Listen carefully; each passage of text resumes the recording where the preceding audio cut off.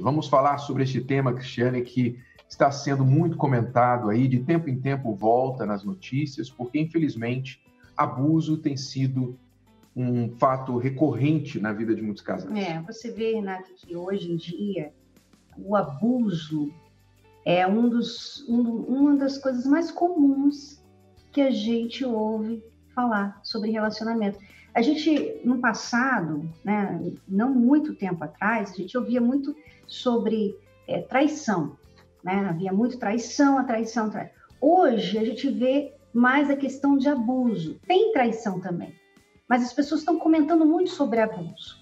E é importante a gente aqui falar sobre o que é abuso, porque às vezes as pessoas têm uma ideia até errada sobre abuso. A pessoa está passando por abuso e ela não vê aquilo como abuso, ela vê aquilo como amor. E às vezes a pessoa não está passando por abuso e vê aquilo como abuso. Então, é importante a gente falar sobre isso. A definição de um problema vai determinar a sua solução. Se você define o problema errado, é como ir ao médico e você ter um diagnóstico errado da doença. Se você está com um problema no rim e o médico diz que você tem um problema no estômago, ele vai te dar o remédio errado. E não só vai deixar a doença do rim piorar, como agora vai estragar o teu estômago e outras coisas. Então, a definição, o diagnóstico correto do problema determina a cura. Tá bom? Então, nós vamos falar sobre isso, o que é o abuso de verdade, quando realmente acontece e quando as pessoas estão confundindo os termos. Vamos definir abuso. Preste atenção o que é um abuso. Abusar, no senso mais básico da palavra, é ultrapassar limites. Abuso é ultrapassar limites. Isso em todos os sentidos. Se eu como demais, eu abuso da comida, eu vou ter uma consequência no meu corpo. Se eu ultrapasso o limite de velocidade, eu coloco em risco a minha vida de outras pessoas. Se uma pessoa numa empresa está responsável de compras da empresa e ela aproveita e compra alguma coisa para ela, ela está abusando do seu poder na empresa, quer dizer, ela está ultrapassando os seus limites. Então, abuso significa ultrapassar limites. Dentro de um relacionamento, tem que haver limites, e aí começa o problema, Cristiano. Porque hoje em dia, as pessoas já perderam, de forma geral, o senso de limite numa relação.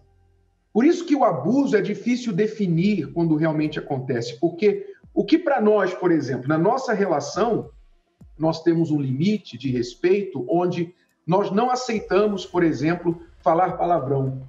Não aceitamos que um fale palavrão para o outro, e nenhuma outra circunstância.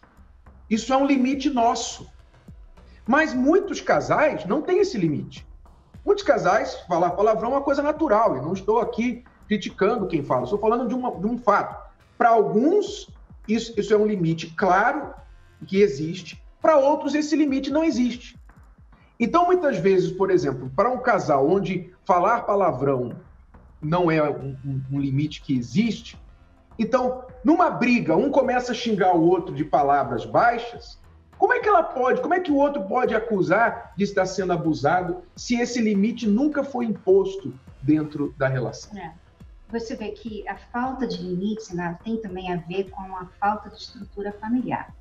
Porque muitas dessas pessoas que não sabem colocar limites, elas nem entendem, né, até mesmo o que a gente está falando aqui ainda. Elas ainda não entenderam, e nós vamos explicar mais para vocês.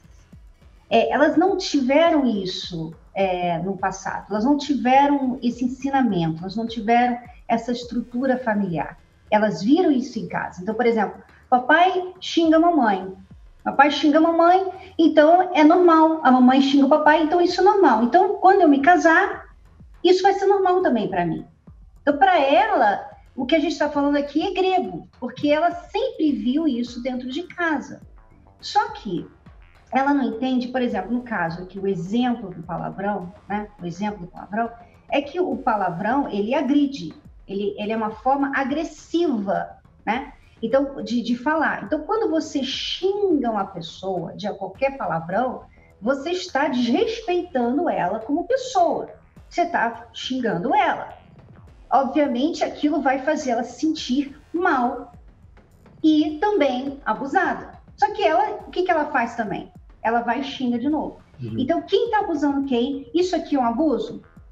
Então, eu vejo, Renato, que as pessoas não têm esse limite desde pequenininha, né? Nós estamos aí vivendo uma sociedade antifamília, tudo que você vê aí, todos os movimentos são para denegrir a família, para acabar com a família. Inclusive, eu vejo, e eu vou ser sincera, eu vejo até que o termo abuso começou a também denegrir isso.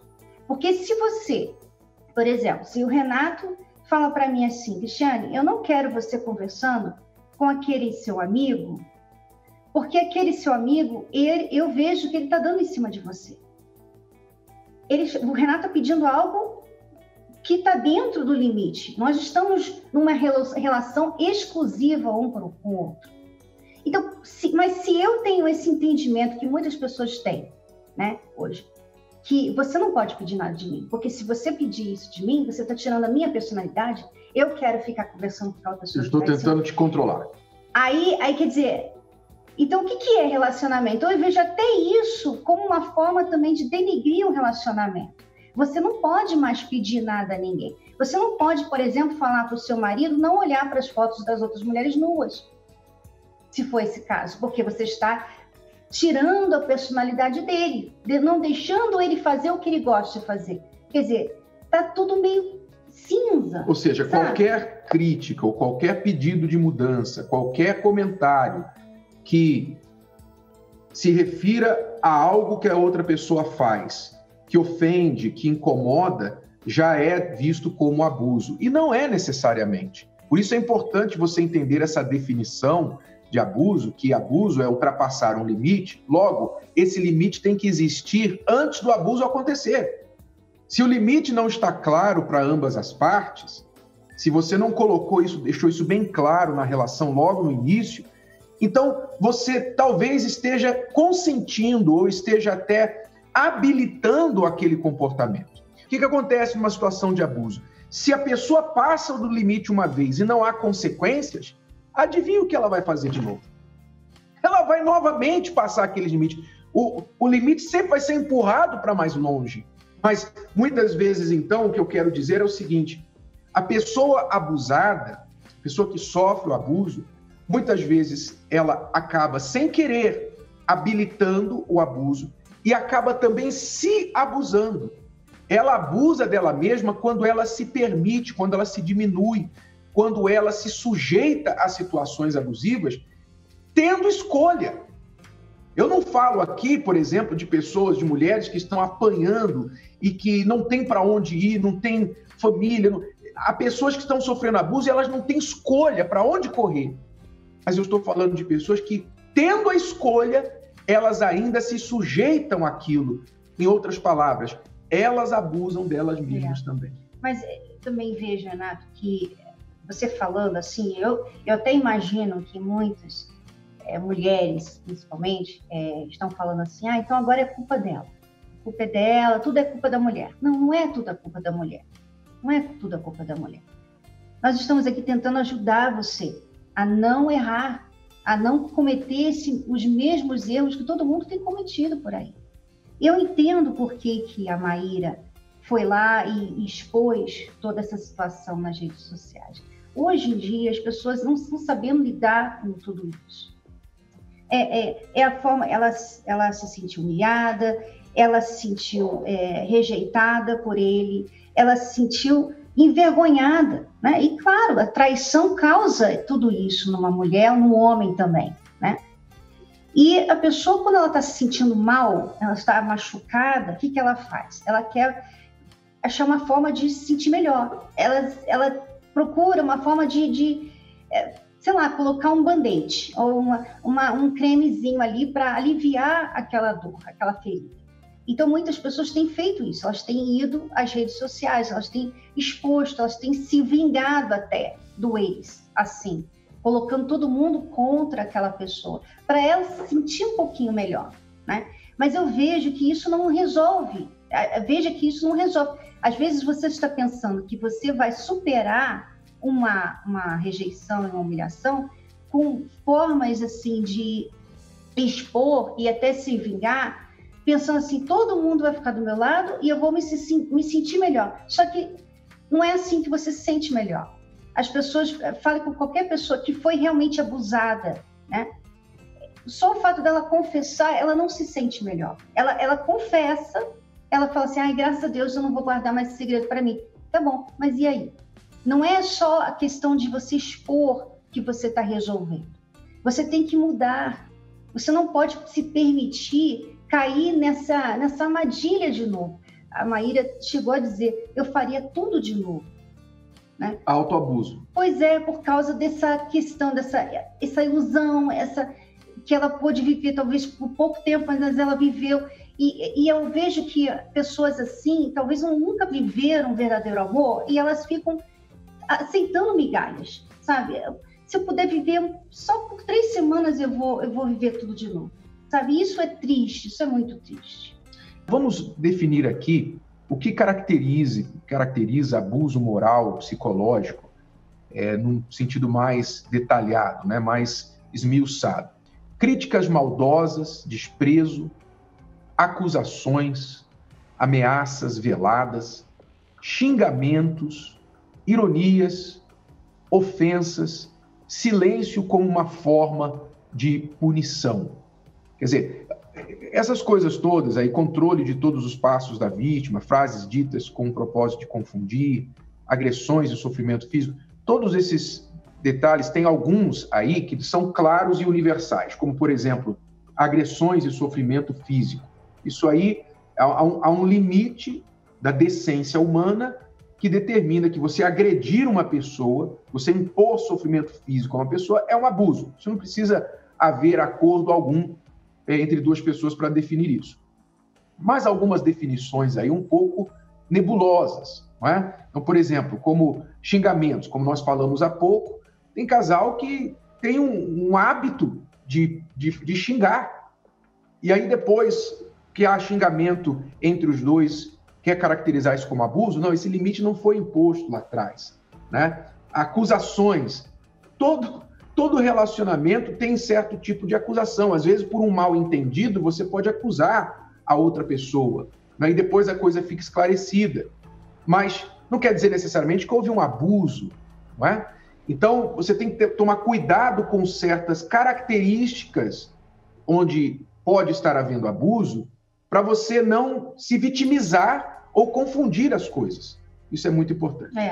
Não é preto no branco, né? A gente vê que você tem que entender, você tem que usar a sua inteligência, né? Essa questão, por exemplo, que você não pode ficar em silêncio, né? Para punir a outra pessoa. Eu passei por isso no meu casamento por 12 anos, né? Eu não, realmente é horrível, mas eu entendo muitos desses abusos, Renato. Por exemplo, a pessoa que ela critica, né? Isso, muitas mulheres criticam maldosamente. Você não presta, você é igual fulano. Olha só, você é um vagabundo. Muitas mulheres criticam os seus maridos. A fim de tirar uma reação. E muitos homens não veem isso como um abuso, né? Então, às vezes, a pessoa não sabe como lidar com o problema que ela tem, e a forma que ela lida é errada, mas não é com a intenção de abusar da outra pessoa. É que ela realmente não sabe lidar com aquilo ali, ela acaba criticando, ela acaba brigando, ela acaba ficando em silêncio, ficando de mal, né? Então, mas eu vejo que o abuso, Renato, quando a pessoa está conscientemente abusando, ela está passando no limite, ela está ali anulando aquela outra pessoa, como se aquela pessoa não tivesse mais nenhum direito, nenhuma razão de viver, que ela segura a razão de viver daquela pessoa. Isso é abuso, né? Então, por exemplo, quantas mulheres passam por isso? E homens também. Muitas mulheres, por exemplo, abusam de homens assim, se você sair de casa, você nunca mais vai ver o meu filho. Isso é abuso. né? Porque você está conscientemente machucando a outra pessoa. Você não tem direito de fazer isso. Então, abuso é uma coisa que muitas pessoas fazem conscientemente. Agora, tem outros que abusam sem consciência, como a crítica, como às vezes ficar de mal e ficar ali uma semana sem falar com a outra. Ela está abusando, mas a gente tem que entender, né? E como que essas pessoas chegam a abusarem das outras? Muitas vezes é porque elas também passaram por isso. Então, eu lembro que você sempre falou para mim que na sua infância você viu seu pai ficar de mal com a sua mãe por muitas vezes. Né? Ele ficava em silêncio, ele lidava com os problemas conjugais deles, ficando em silêncio com a minha mãe, por dias, e chegou até meses. Então, eu odiava aquilo, mas aquilo teve impacto em mim, e eu não sabia lidar com nada que estava em desacordo sem agir da mesma forma. Fechar a minha cara, ficar em silêncio, achando que aquilo ia surtir algum efeito. Então, eu também fui vítima desse abuso, digamos, desse comportamento abusivo do meu pai, e passei a tratar a Cristiane da mesma forma. Então, você tem que entender que a única razão por que existem pessoas abusadoras é porque existem pessoas descontroladas, pessoas desequilibradas, existem pessoas machucadas e pessoas que não tiveram senso de limites. Elas não aprenderam certos limites, certas disciplinas na própria vida e, por isso, nesse descontrole, nesse desequilíbrio, elas acabam abusando de outras pessoas. O abusador não é necessariamente mau, uma pessoa má. Claro que há abusadores maus, intencionais, mas não necessariamente é a intenção da pessoa. Por exemplo, o caso do Arthur. O Arthur tem um problema sério, né? Se é verdade que ele traiu a Maíra com 16 pessoas, seja lá o que for, tivesse sido 5, tivesse sido 10, se isso é um problema, sendo casado e você achar que você tem o direito ou que você precisa saciar o seu apetite sexual com outras mulheres, isso é um problema sério. O Arthur tem um problema, né? Se isso é verdade, ele tem um problema que ele precisa lidar com isso, independente da Maíra, porque pode colocar uma outra pessoa, pode trocar a pessoa e colocar ali no lugar. Se esse problema não for resolvido, vai continuar. E isso tem uma razão de ser. O Arthur age dessa forma por uma razão de ser. Ele precisa buscar as raízes disso, a razão desse comportamento, e resolver isso, independente de estar com alguém. Porque se ele fazia isso quando estava com alguém e solteiro, então, provavelmente, isso não deve mudar, se não piorar. Então, o abusador, ele tem uma raiz de onde procedem os seus abusos. E é por isso que a pessoa precisa entender que ela tem que ter um tratamento dessa situação para resolver esse problema e não repetir isso dentro do relacionamento. Agora vamos falar o que não é abuso, Cristiane. O que as pessoas às vezes confundem com abuso, que não é. Adaptar-se um ao outro dentro da relação. Você mudar para se adaptar a outra pessoa, naturalmente, nada irrazoável. Isso não é abuso, isso é natural do relacionamento. Servir o seu parceiro, quer você seja o homem servindo a mulher, a esposa, ajudando a esposa, atendendo às necessidades da esposa, seja a mulher atendendo às necessidades do seu marido, isso não é abuso, isso é parceria. Você está em um relacionamento de parceria e você, então, tem que fazer isso dentro da relação. Você tem que servir. Nós fizemos, inclusive, uma palestra sobre isso, que casamento é entrar no ramo de serviços. Você pode achar isso no nosso canal. Mudar pelo parceiro.